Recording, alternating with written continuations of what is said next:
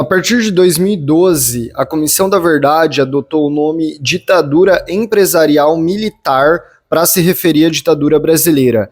Isso porque muitas empresas financiaram e apoiaram a ditadura. A construção de alguns empreendimentos, como a Transamazônica, projetos de agronegócio, projetos de mineração e etc., contribuíram para o genocídio de povos indígenas e camponeses. Aqui na Cúpula dos Povos aconteceu uma plenária organizada por diversos movimentos sociais para cobrar reparação e justiça, uma vez em que a morte de indígenas e camponeses não estão entre os números oficiais de mortes pela ditadura.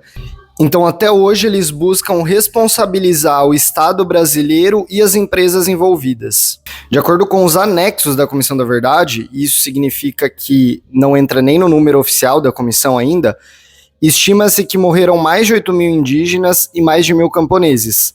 Porém, com as investigações atuais, com certeza esse número é no mínimo o dobro. Nessa plenária, povos indígenas e camponeses trouxeram relatos de graves violências sofridas e mortes de parentes em decorrência desses empreendimentos. Eles também trouxeram desafios atuais dos territórios deles, e até o xamã Yanomami Davi Copenaua compareceu e fez uma fala nessa plenária. Eu separei alguns trechos de algumas falas e vou mostrar para vocês nesse vídeo.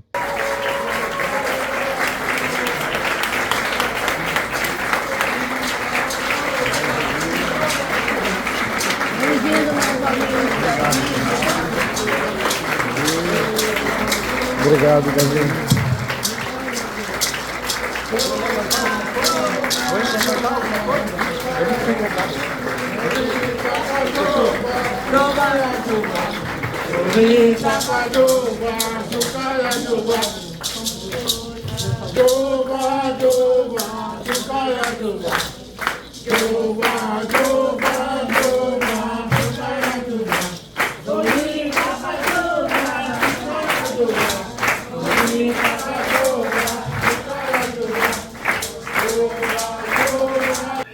Há uma coisa chamada justiça de transição. São algumas regulamentações internacionais aprovadas para o país voltar, vamos dizer, à normalidade.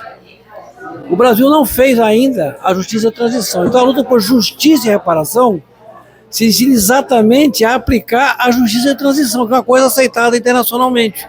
Venho lá do sul do Amazonas, do território de Marmelos, onde a BR-230 corta o nosso território, né? O meu povo vem sofrendo por diversas atividades do Estado brasileiro na época da ditadura militar, não só na abertura da BR-230, que trouxe consigo também a escravidão para o meu povo, né? Trouxe doenças que quase acabou com a população tenharim. Perdemos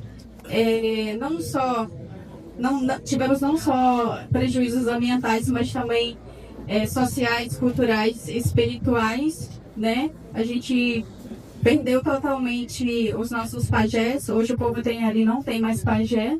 A gente sofre até hoje, né, com a Transamazônica, e que leva para o nosso território a invasão, todos os tipos de ilícitos, como retirada ilegal de madeira, mineração, hidrelétricas. Então o nosso território hoje ele sofre todos os tipos de pressões ali no sul do Amazonas, porque ele está como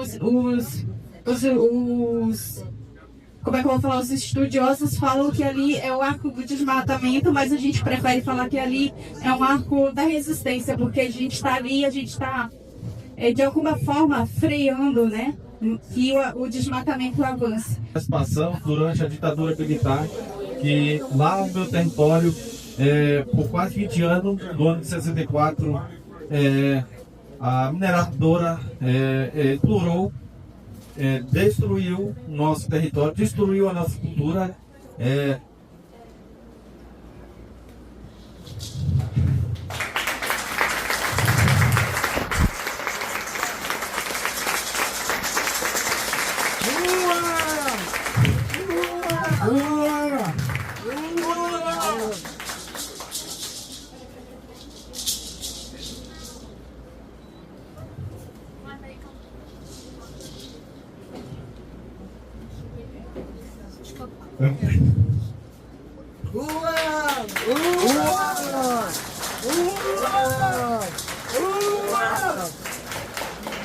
Essas memórias são muito dolorosas pra gente. E falar dessa dor é bem difícil, né? A gente perdeu muito de nossos entes queridos. E os que sobreviveram têm essa sequela que nunca vai ser curada, né? Acho que não existe uma dor tão grande quanto essa, de justiça, de dor, de perdas, não só de entes queridos, mas também do próprio território, né? Que é a nossa casa, que é da onde a gente tira o nosso sustento, que é onde está todo a nossa ancestralidade. Eu acho que é isso. Obrigada. Né? E na época já teve a primeira tragédia deixada pelo Jader Barbalho. Foi onde ele implantou a Gleba Cidapá, que dividiu o território Alto Rio Guamá em 3 colônias, né? E essa situação que ele causou para os Itembés foi onde aconteceu o grande fluxo de invasão no território indígena Guamá. Então, só resolvido isso durante 40 anos na justiça. 40 anos. 2017 foi que a gente ganhou a homologação da nossa terra e ela foi desinfusada, né? Mas houve muitas batalhas, houve muito derramamento de sangue, houve muito confronto de madeireiro, de indígena, de colônia, muitos meses. E até hoje a gente não desistiu. Ainda sou escoltado por polícia. Para entrar e sair da minha aldeia eu preciso de proteção policial, né? Perseguição desse próprio governo. Quando nós entramos naquela briga travada na SEDUC, né? Ficou uma mancha, ficou uma recha, e até hoje eu sou perseguido pelo governo do estado do Pará. Mas eu não arredo o pé, porque essa luta é justa, essa luta é digna, essa luta é de todos nós. Eu preciso dessa população de vida.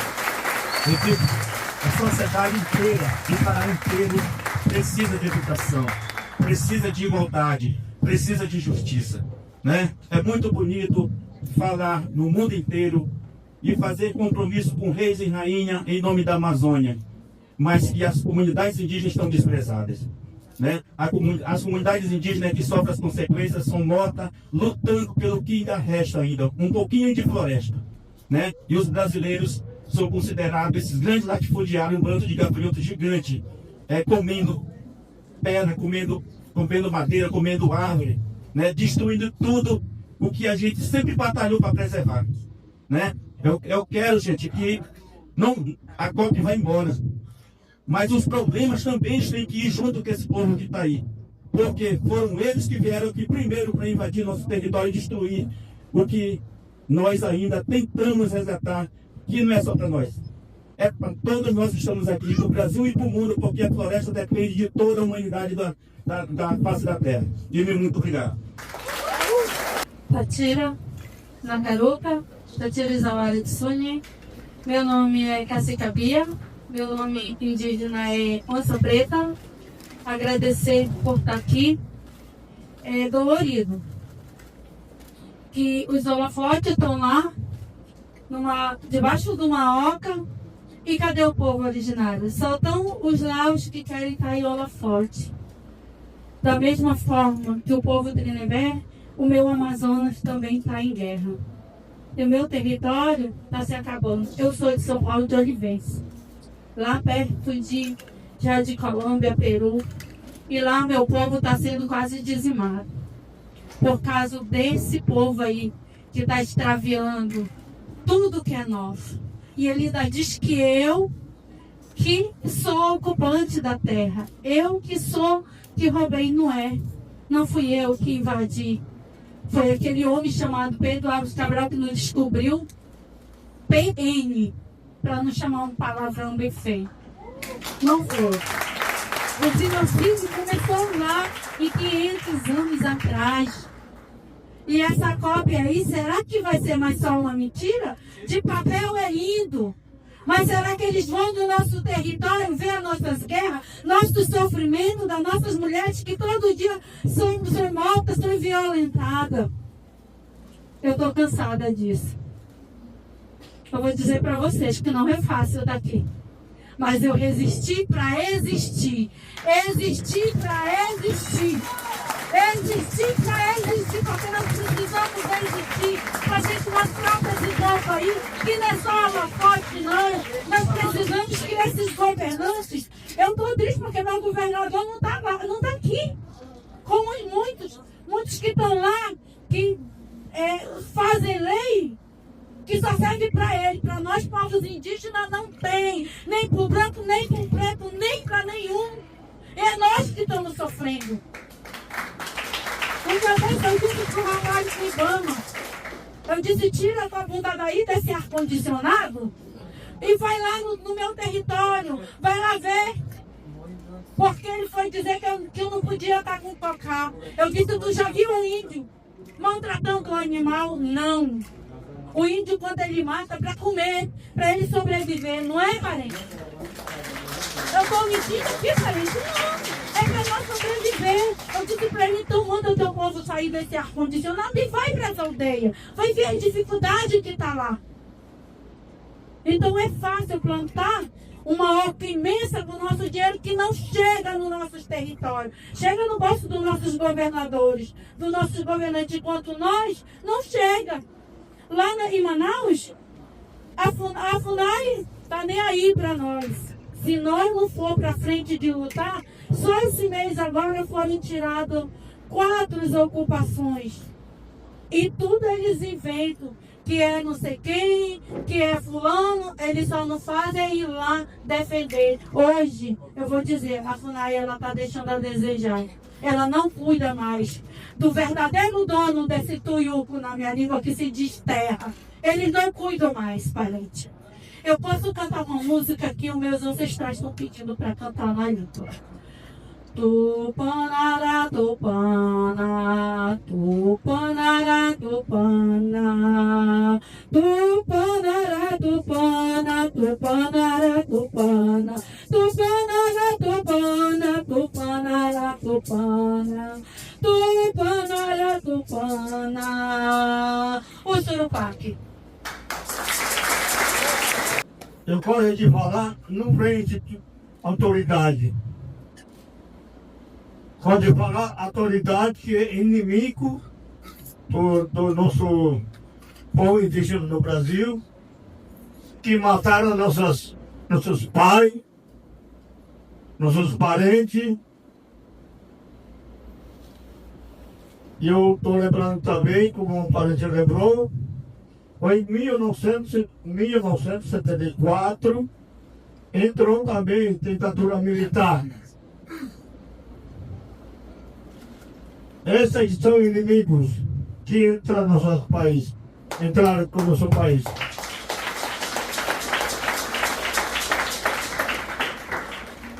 Ditadura militar que entrou na minha terra Yanomami, rasparam a pele da terra, fizeram estrada. Eu acho que todo mundo sabe que ditadura militar mataram meus parentes, meus irmãos, minha família. Nós somos todos família, o Aimiri Atroaris. Quando eu era onça, quando era 10, 11 anos, eu estava olhando que estava matando. E depois que a estrada foi lá, chegou até em Roraima, onde estava Mapuxi, Opixá, em Caricó. De lá que eles entrou a estrada, pelo norte, foi para a terra Yanomami, sem consulta com a nossa liderança, sem consulta com a nossa povo Yanomami. Qualquer jeito eles entram. Então eles derrubaram milhares as árvores que derrubaram, fizeram estrada, fizeram um caminho para invasores.